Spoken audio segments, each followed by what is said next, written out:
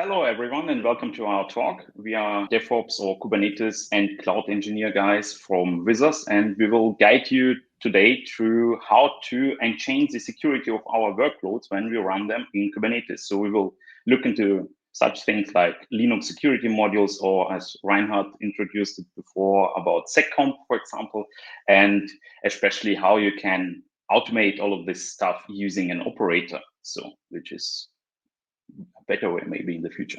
So, and first let's get into some introduction. So we will start with security context. The security context is somehow a specially dedicated place. If you define your deployment or pod specification right, you can put some options related to security, like with which user you would like to run your process within the container, with which group you may want to make the file system read-only, because many workloads do not even need to write anything to the file system, right? So, and even if you would need, you would somehow mount another volume just for this purpose. And of course, you can define a bit more fine-grained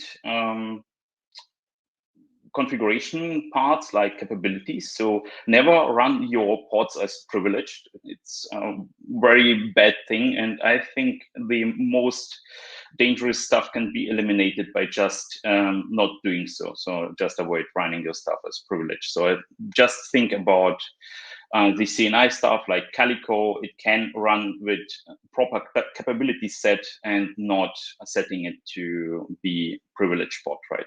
So, and of course, you can even configure such stuff like kernel parameters on the runtime. Not everything is the same. Maybe you have noticed it already here. So there are some differences. You can look up more details about this stuff if you follow these links we include here. So, but of course, if you define this security context, which can be applied on the pod level or on a container for each individual container within the pod, right? You can even add more advanced stuff, like you can add Linux security modules configurations like scLinux or UpArmor, or you could configure seccomp, which is one of the most beneficial parts, I guess, and will protect you quite good for your workloads. Somehow the same idea if you even use a proper or more hardened runtime behind like gvisor, but you can do it with the default one using seccomp. We will get to seccomp in a few seconds actually. So, and yeah, that's the summary what we can do with the security context. If you look into this additional parts, additional features we can configure, you see that we can configure a seccomp profile within the security context. We can apply a scLinux options, of course, if we have a scLinux enabled on our instances, right? And until now, I don't know when it will be moved actually to the security context, but the UpArmor definition or UpArmor profile has to be defined within the annotation section. So somewhere in the future, it may move to the security context section, I guess. So that's it about the security context. And now let's start with seccomp. So what is seccomp? Seccomp is a feature which is available since a long time already, I would say, and like the Linux security modules, it was added about the 2.6 here. It's exactly 2.6.12, and with seccomp you can simply restrict the system calls being made to the kernel from your workload, right? Because you do not interact with your disk directly, but you have the kernel in between, and the kernel will proceed all your requests actually. And for this case, you need some syscalls to make to the kernel actually. So that's it. And you can apply those profiles to your workloads in Kubernetes quite easily by just defining these profiles. So how a profile looks like, we have here sample JSON where we have, for example, a default action. You should, of course, never set stuff to something like logging or allowing everything. You should actually do a deny configuration on anything, and then explicitly allow everything you would like to allow or you need to allow. And here we would lock everything, any syscall being made, and we would explicitly like to deny, for example, the memfd create system call. About this, maybe more in detail in the demo section later. So, and well, why should we use seccomp? We still have this question, right? So if we follow the least privilege principle, why should your application need more permissions than it really requires? Or why should it be allowed to even be able to make a lot more system calls that it's really needs? So if you you never need to do a write system call, then you can just simply disallow it. It will only make the attacker quite happy if he gets into your fancy PHP application running in some containers, so he can exploit your environment if you do not harm anything. And of course, because Kubernetes natively supports all of this stuff, it's quite easy to apply. In the past, there was even issue with a system call which was exploited, and it was mitigated by just including or by just defining it as a prohibited system call within a system call definition, which is available by or applied by default. If you use Docker, for example, or in containerd, they apply it using code, but it's mostly the same.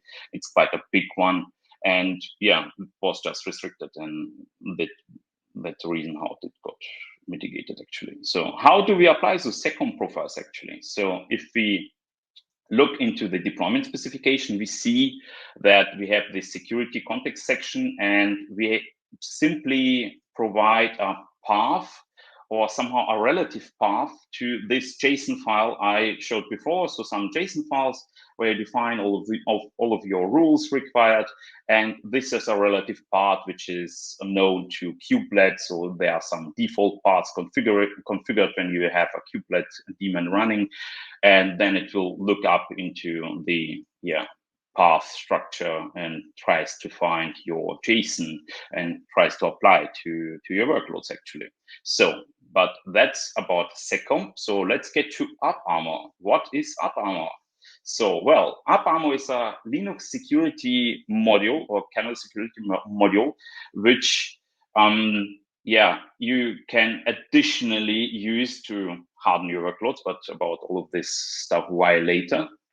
And UpArmor works by extending the DAC. So if you think about, you have different files on, if you have, for example, you touch a readme.txt file in a directory, then this readme file will have your user, your group associated with it. You have some default permissions, maybe like read, write, who can read and write. So you can allow to the same group to write to this file and so on. But it's the DAC model, so discretionary access control, right? And with the mandatory access control, some kind of stuff from the military or gov area, where you can even control the information level, where you can say, okay, even if I have this group or my process have this group assigned, there are differences in the information, and you would like to somehow configure the access scope on information.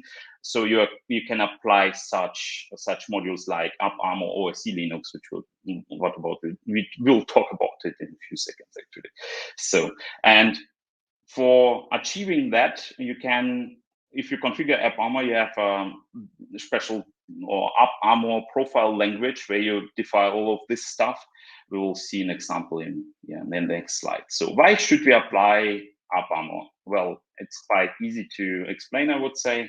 The one thing is, if you would even more try to harden your workloads actually, right? So you would even more configure all of this stuff, like who is able to write to which directory if you have multiple processes, but you are sharing the one single volume. So you would restrict them to interacting between each other, for example, somehow, because in a pod you may have multiple containers running, right? So, and if you can't use scLinux, you should use UpArmor if you have UpArmor available. It's from my personal point of view, scLinux is a bit more advanced feature or option if you have it available on your instances actually. So how do we apply UpArmor, or how do we configure UpArmor? Well, this is a simple example of a UpArmor profile where we say, okay, we have a profile, custom profile, and we place some rules within this section. So within these brackets actually,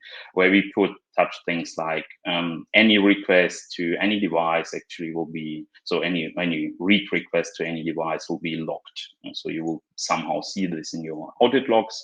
And you could, for example, deny the write access to some sub tree of a directory, or you could deny the read access to a subtree, right?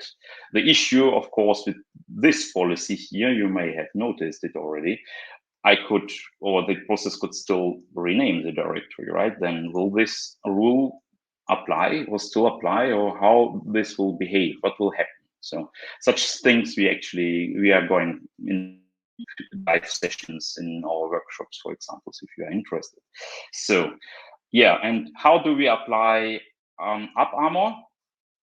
So UpArmor can be applied using this annotation stuff, as I mentioned before, as we talked about the security context. So we need to first define this UpArmor file, and then we need to use UpArmor parser to somehow load it into a policy database.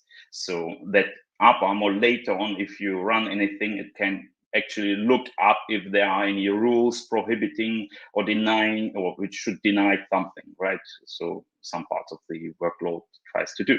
So, and actually that's it about UpArmor. So as you have, maybe done, or you have maybe some Red Hat systems, you are using some Red Hat systems, Red Hat based systems, or you have some experience already, you may know where scLinux is from. So there was some kind of flash here.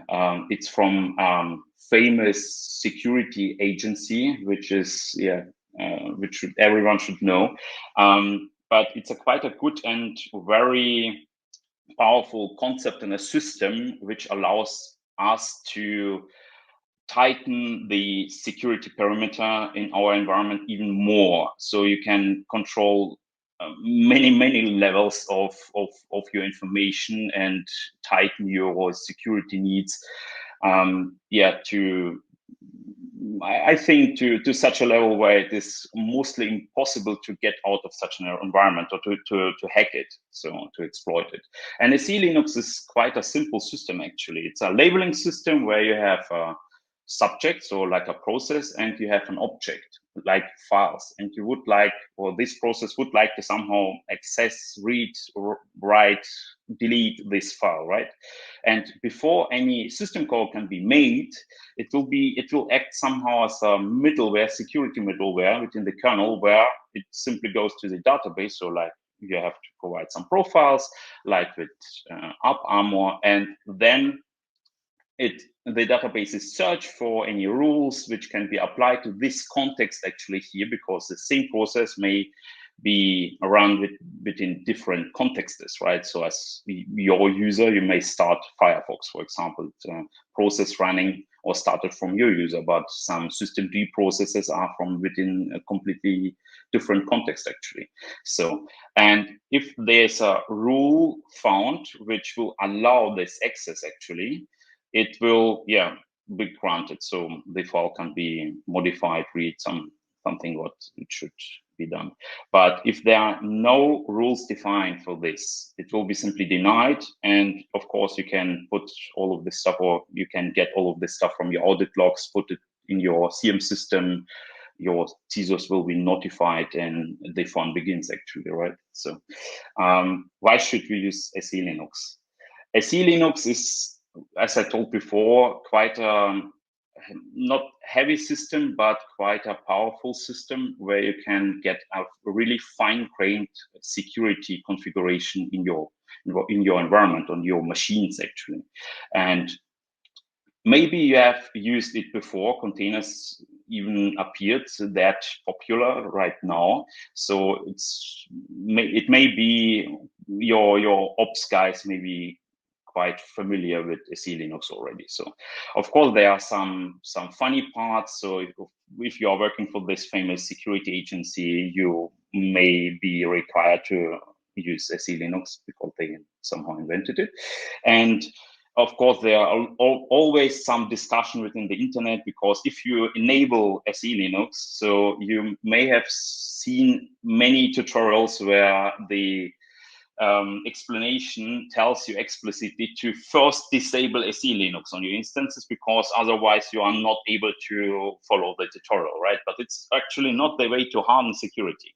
So, and people always complaining about this, and there's a guy from, I think, X3 file system development or something like that. He wrote a funny comment, so you can follow this links if you like.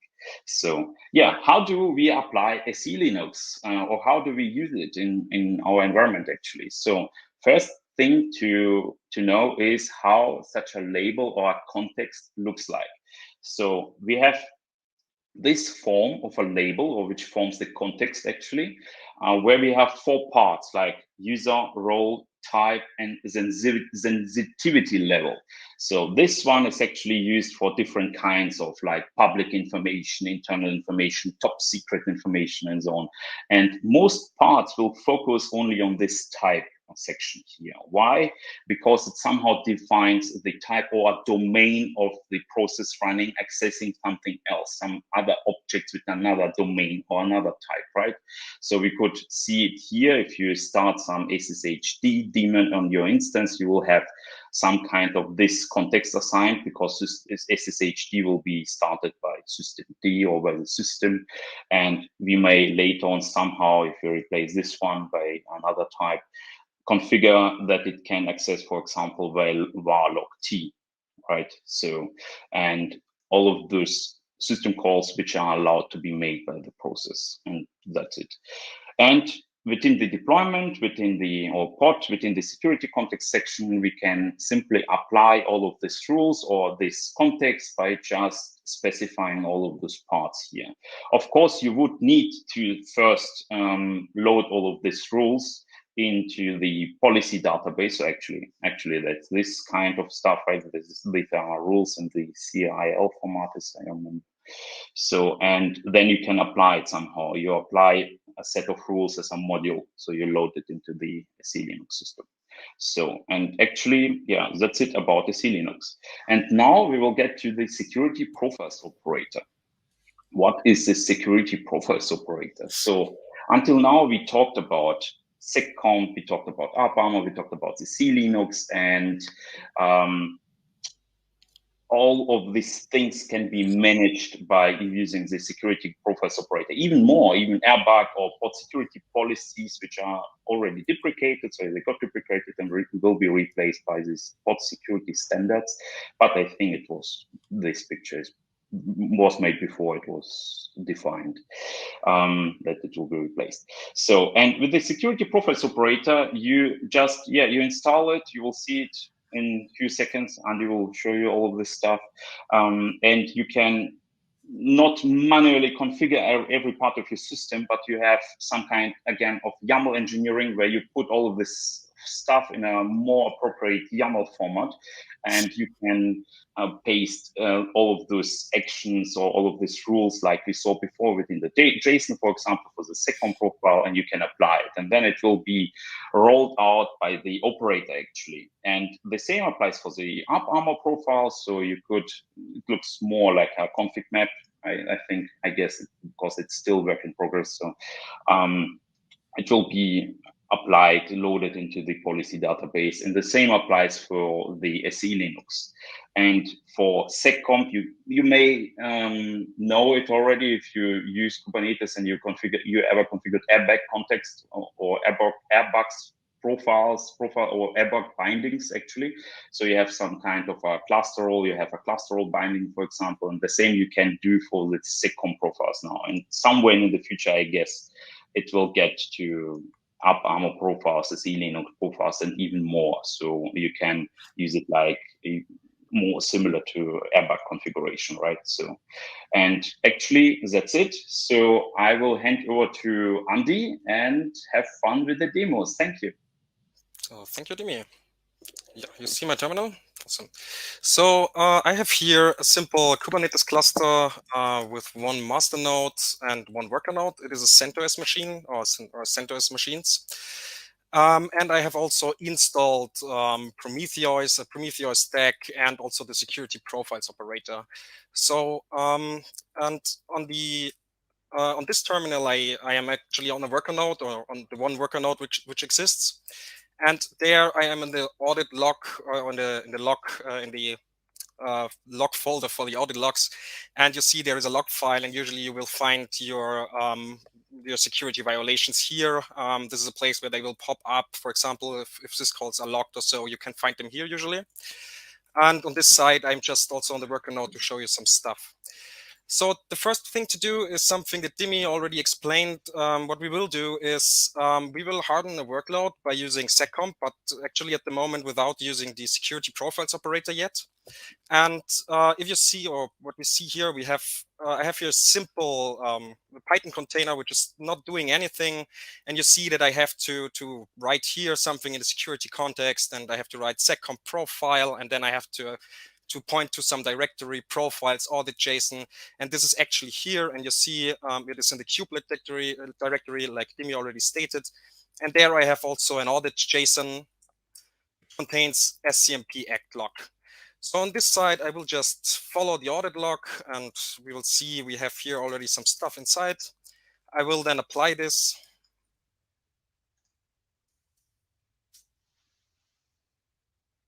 You see now I have here already lots of system calls happening. At the moment, they are just locked, so nothing will happen. I can just investigate them and see them.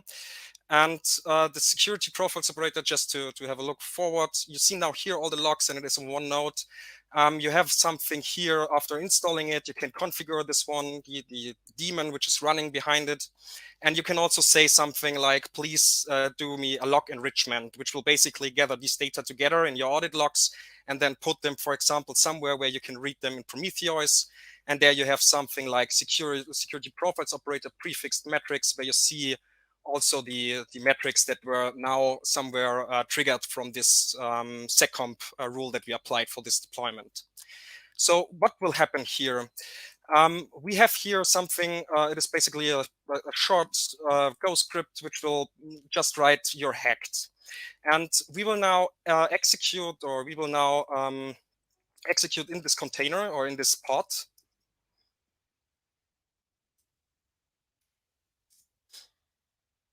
And I need some curl. And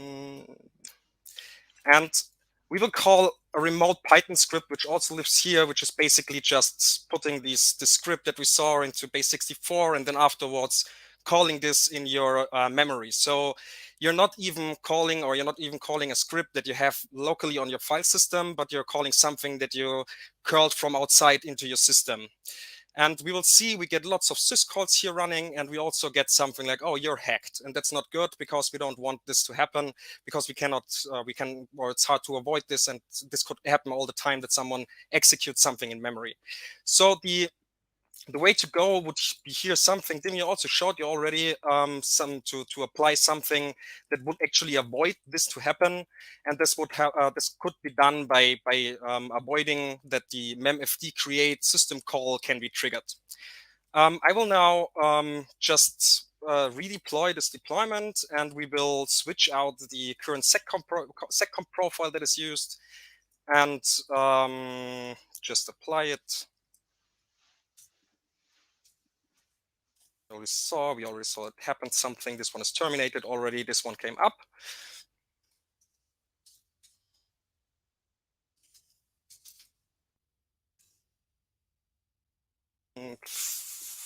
F9 bash, and we will again call our curl and see what happened.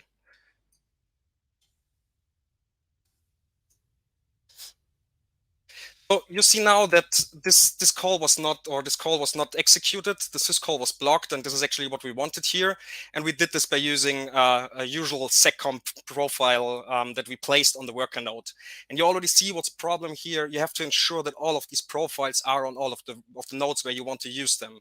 And this is one problem that you have here. You cannot usually do this by Ansible or however you provision your machines in the beginning, and then just ensure that these things are there, but you have to.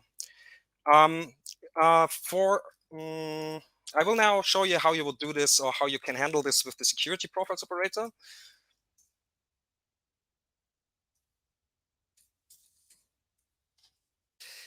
In the security profiles operator, we have this kind of profile binding. Unfortunately, at the moment, not everything is already implemented.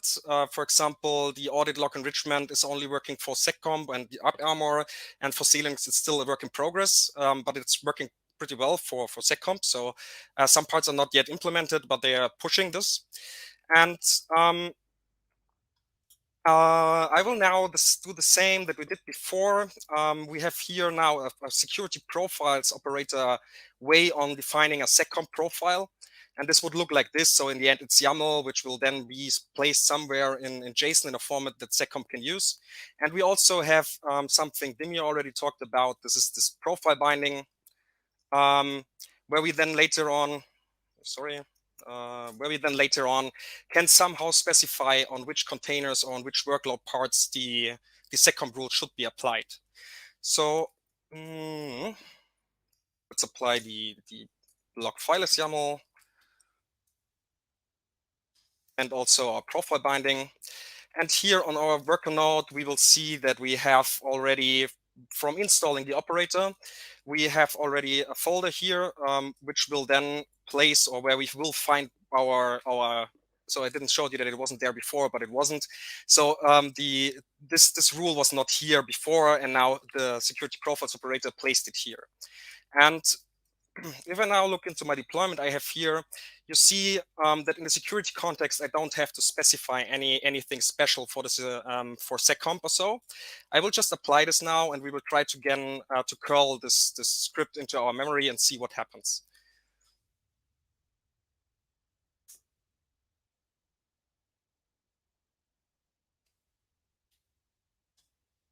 Okay.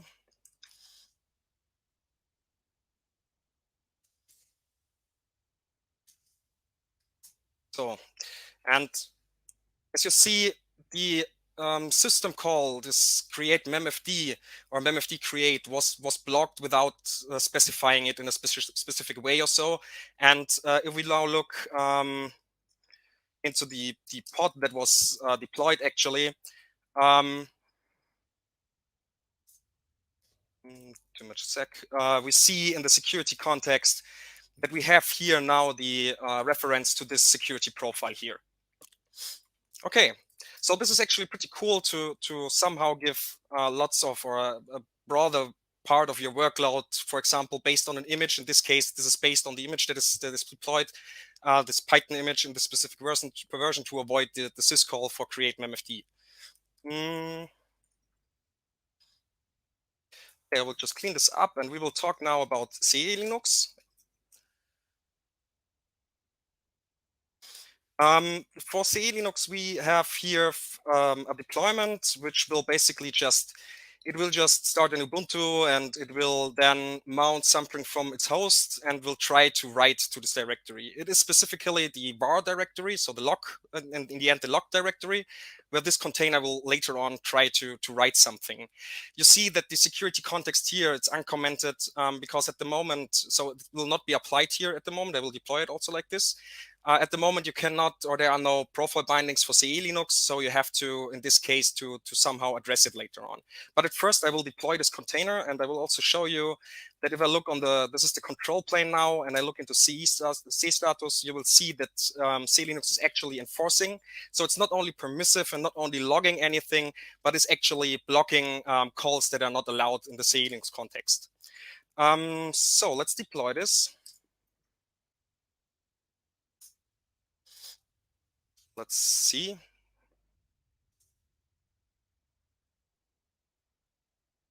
container. Oh, it already started. And see what happens in the logs.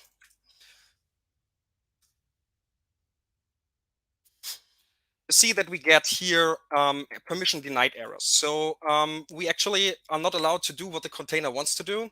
And what, let's see, we should also see some AVC messages. We have multiple audio logs. Yeah. Maybe we'll do it like this, and then grep -e AVC. These are the messages coming from scLinux that you will find in your audit log later. And you see already, I scroll a bit out, that it is in one line. I hope you can see this, but you see that something is denying a write for something into something. You see here the source, what is writing, and then later on target context where it tries to write to. And you already see that here it says, for example, container T, and here we have something like warlog T. Let's look into the container that we have here. My app. And go to this directory.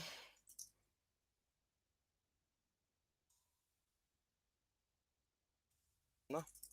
Host warlog. You see, I get here already a permission denied. And if I look what is happening here, or what kind of security context I live in, I see I have here something called warlog T again. The folder warlog, or the log folder here, has this context. And actually, if I look in PS, what the PSRX like this one, you see that we are actually running this process here in a container T context, but we try to access somehow this warlog T folder. And this is not allowed from the rules here. You usually get, if you install scLinux, there are some kind of default container policies which are installed in the beginning, where also these, or when you install or when you configure scLinux or CNI there, and then you get also this container T labels, and your container will run in this scLinux context. So how to fix this? There are ways where you can use tools. For example, usually you will not, or if you write the application, you will provide them somehow because you know what your application should do. So you should explicitly define, okay, where should it be allowed to write and so on. And what you can also do is using tools like audits to allow.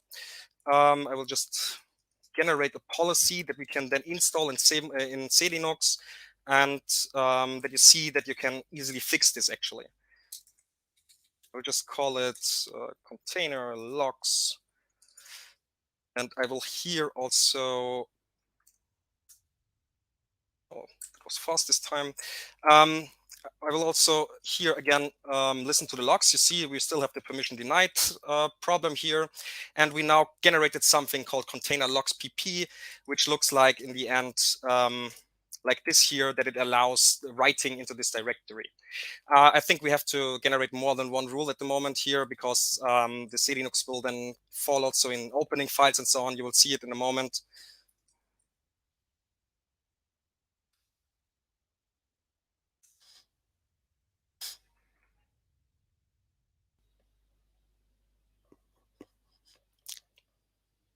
So it just takes some time. Sorry, it's. And I guess they are about to few logs catched by the tail, so you maybe need to cut it. Might be, yeah. Or you use cut even? Yeah. I used cut actually, yeah. Also on everything, I think. It's too small for my eyes. It might be that it's not yet the other scLinux call, because it didn't even access the log directory first. I hope that this one is not installed now. I will just.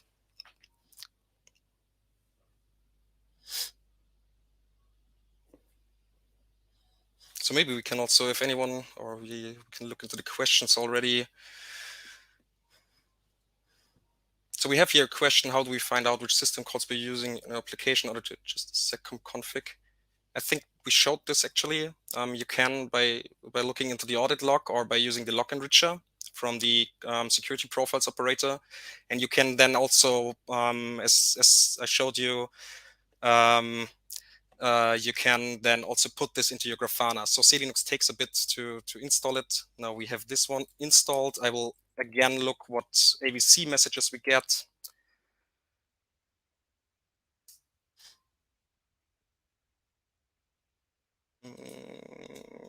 we have now this app name, which is denied.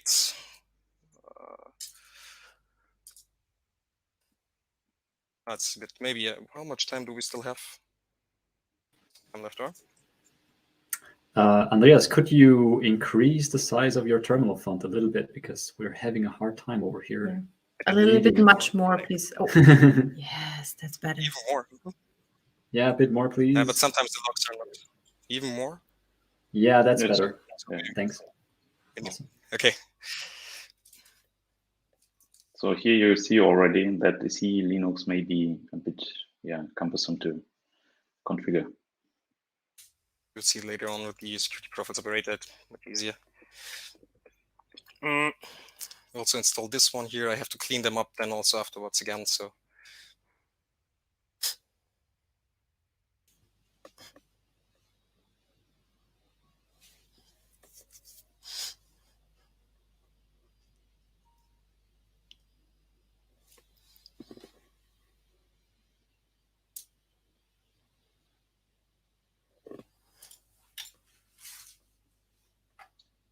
So we may skip, I guess, if it will take too much time to get all of those proper rules, because we have prepared this part with the operator. Maybe we should then stick to it. So in the end, what you will see is that it gets here no permission denied log anymore. What I will do now, like Dimi said, but I will beforehand, I will remove what we now installed.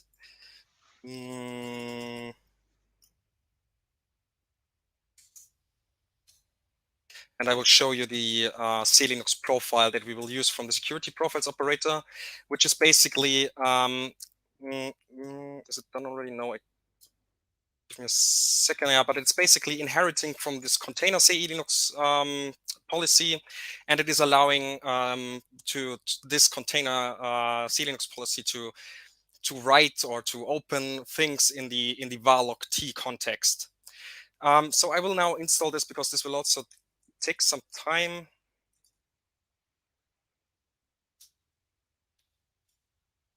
This one will now.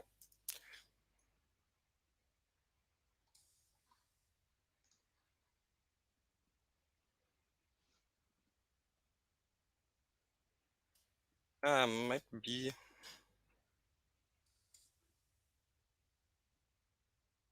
Okay, now it's broken.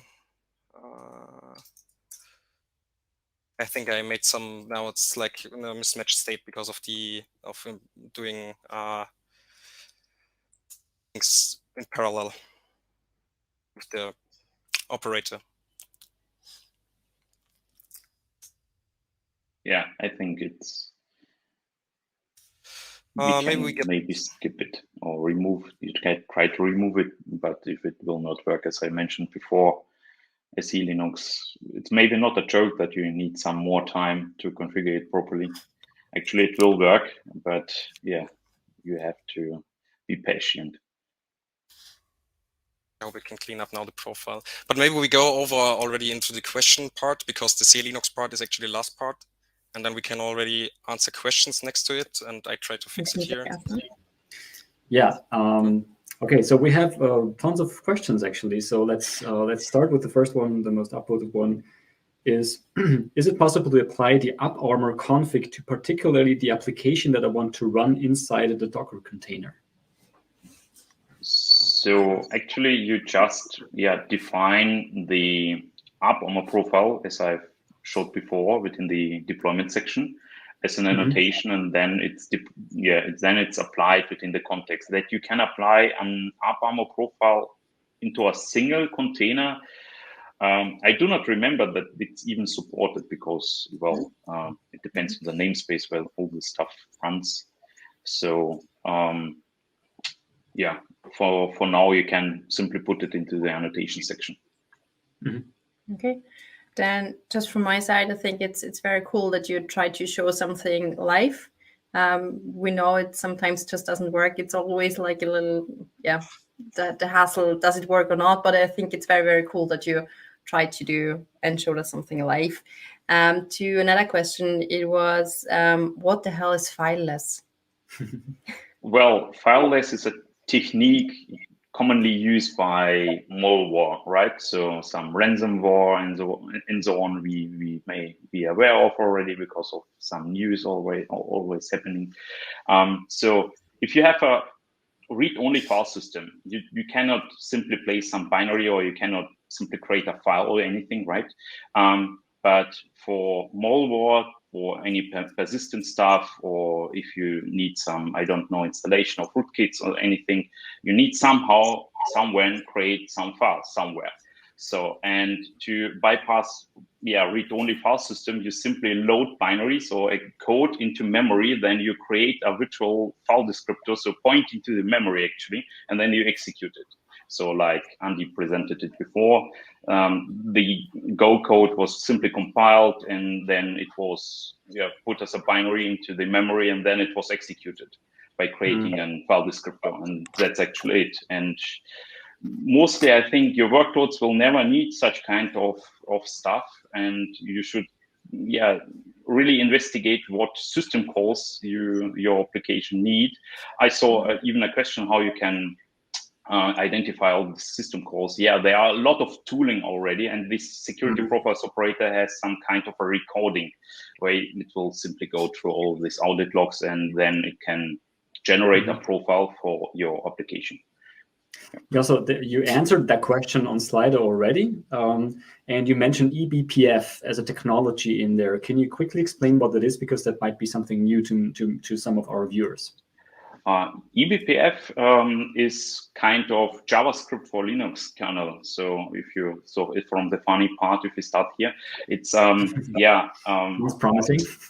So it's a kind of a virtual machine evaluating some kind of a subset of C code you can inject to runtime, so it gets validated, it gets even executed, and then you can somehow patch your kernel live. So previously you have loaded a lot of stuff using modules in your kernel, right? And now you can write some code part, and you could, for example, inspect your traffic getting in your system, and you can, for example, block packets or anything like this. If you ever use TCP dump, there's an option, I don't remember if it's a -d flag or something like this. It will put you, or it will show you the BPF, not the eBPF, but the very old one style BPF assembly, which will be applied in the kernel with this eBPF engine actually. And that's it. So eBPF is a very promising direction, I guess. So you should definitely look into it. There's even some conferences and so on. Yeah. Now we have a question about UpArmor. When should I use UpArmor, and when seccomp? Are there somehow mutual exclusive? UpArmor is a kind of it is a Linux security module. Seccomp simply reduces the space of system calls which can be made. So you could even replace system call by just installing another runtime like gvisor, which will be automatically somehow filter all of this stuff, on which Google thinks of it's a better approach for runtime. And you can use seccomp and UpArmor at once, because seccomp is not a Linux security module. So it simply reduces the system calls available to the application. UpArmor is a module which acts on objects, actually. You are trying to somehow access, you try to modify and so on, mostly like the scLinux. But of course, multiple security modules may not be compatible, may be used together. So this is compatible. Okay. Yeah, so thank you very much, Andreas and Dimitrij. Awesome talk, and great you could show us something live. Thanks again for being part of this special meetup.